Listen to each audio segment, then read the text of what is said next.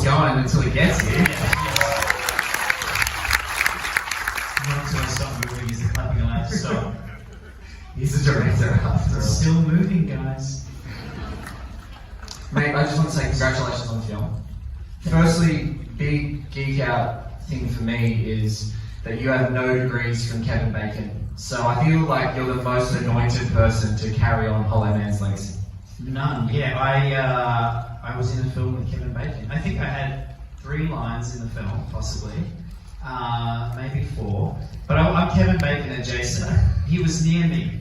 I wasn't doing like scenes with him, but he was there. That's good. No, in all seriousness, this is a terrific film. H.G. Wells' stuff just seems to have countless adaptability throughout the ages. Yeah. And, you know, I've heard you talk a little bit about how like 90s thrillers really were your like portal into this movie. Can you tell us about what sort of specifically inspired you to tackle it? I mean, this film was something that was suggested to me. It wasn't my idea. I wasn't burning to make an Invisible Man film, but I was in a meeting and they kept bringing up the Invisible Man, which was strange to me. It would be like if you were talking to someone about going to the beach and they just kept bringing up, like, the Spice Girls. You'd be like, why? But I was being too polite to say, why are we talking about the Invisible Man? And they kept talking about it, and one of the guys in the meeting was like, well, what would you do with this character? And I just kind of blurted out the first thing that came into my mind. I was like, well, I would probably tell the story from the point of view of the victim, you know, and maybe it would be a woman escaping from a bad relationship, and then she finds out that the bad relationship is still happening to her. I basically pitched the entire movie off the top. It was like Mad Libs, but it actually happened, and now I'm standing here. And I couldn't stop thinking about it. I realized that there was a real opportunity with this character to do something different, to shoot it in a way that had never been done before. I think a lot of people are aware of this character, but they're not exactly excited about it. I think the number of people in the world who would drop to their knees and be like, yes! If you told them you're making an Invisible Man movie is small. But I... 3 of them are here tonight? Yeah, they're all here. I knew that I could make a version that would shake off the cobwebs. I knew I could make a version that felt new.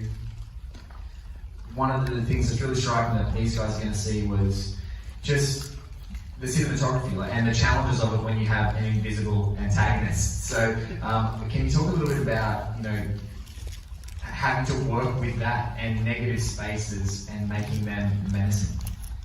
Yeah, I mean, that was really my first idea when I was writing the film. You know, usually when I'm writing a film, I start off with a notepad and I'm just jotting down ideas, or I do drawings. It's kind of a collage that builds over a couple of months, and hopefully over that couple of months the film starts to take shape in my mind. And during that time, I started jotting down that the camera was a character of its own. Yes. And that the camera would be autonomous and just move away from the actors. You know, 2 actors are doing a scene, they're talking, and then the camera just goes, I'm bored now, going over here. And I knew if people buy a ticket to a film called The Invisible Man, they would be suspicious of any empty corridor or any empty room. And so, in the movie, I mean, you're about to see it, so I guess I can say this, like, I know when he's there and when he's not, but the audience doesn't know, so I guess I'm kind of manipulating the audience and tricking people, and it's fun. It's fun to like come up with a language for your film. You know, you're like, this film's unique language. You know. Why is Invisible so menacing in 2020? I think that's one of the things that I think is flipped on its head, because there's been these benevolent people who have, you know, adopted invisibility in some of the takes of the character, but I think it's kind of back to that H.G. Wells, I'm gonna cause havoc, I'm gonna be a menace. Like, what right. Is that? Was that sort of intentional, or did that just come up? Yeah, I mean, I knew I wanted to make it a really scary, tense film, something that was stressful from the first frame, and I think The Invisible Man presents an opportunity to do that. I mean, you're talking about somebody who's completely absent. Like, how do you make that menacing? You know, yes. If you're talking about another monster, whether it's Dracula or Freddy Krueger, it's the visuals that are supposed to scare you. There's all this visual iconography, like Freddy Krueger's hat and his glove, and Dracula's cape. You know, movie monsters are based around the visual. And if you ask someone to draw a picture of the Invisible Man, they draw that trench coat, the hat, and the sunglasses. Bandages. Yeah, maybe some bandages. Which I was like, well, why would you do that? If you've gone to the trouble of being invisible, don't make yourself visible. Yes. And so, with this sort of new modern take on it, I wanted the character to be completely invisible all the time. And it's challenging, but I think it's hopefully it's really tense. This is a thriller very much. If you were going to program it into sort of some of those influences, 90s thrill rides and thrillers, psychological thrillers, what would you do in a mini film festival? I am actually doing that. Really? Yeah, so the Egyptian Theatre in LA, they have all these retrospectives and they show all the movies. And they're doing like a little Invisible Man festival, I think in a couple of weekends. And they told me to pick some movies that really influenced me. And I picked some obscure ones and they're like, try again. I was like, what about Cat People? And they're like, what other films influenced you? And so we're showing Gone Girl, Fatal Attraction, Misery, and Dead Calm.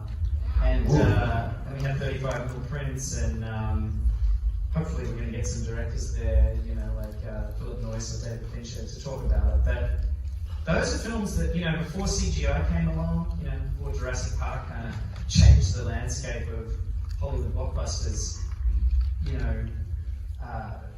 they used to make these adult thrillers that would be wide release films, like The Hand That Rocks the Cradle or Fatal Attraction. These were movies that like Sleeping with the Enemy. Yeah, Sleeping with the Enemy. They would get huge audiences, and they would be purely based on characters, and I love that. That's my era. And so I really wanted to do that with this. I wanted to make something that was super credible, nothing outlandish. I wanted to make something that almost felt like a domestic thriller. And so those films are like real touchstones. I mean, in terms of thrillers, they're so suspenseful. Like, if you think about Misery, it's basically a two-hander. Yes. And one of the guys can't move, and yet somehow for 2 hours you're just sustained in this permanent state of dread for that time. And that film is really expert at ratcheting up the tension.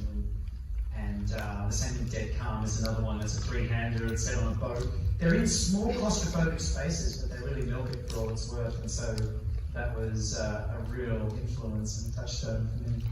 Well, we want to get these guys to watch this film now to experience it. Yeah. But you've got a quick message that it might have a few twists. Oh yeah. So this is like the unfinished version of the movie. There's a couple of little tweaks, just little things that we're still doing. This is the first place we've shown it in the world, in Australia. I only finished the film on Friday.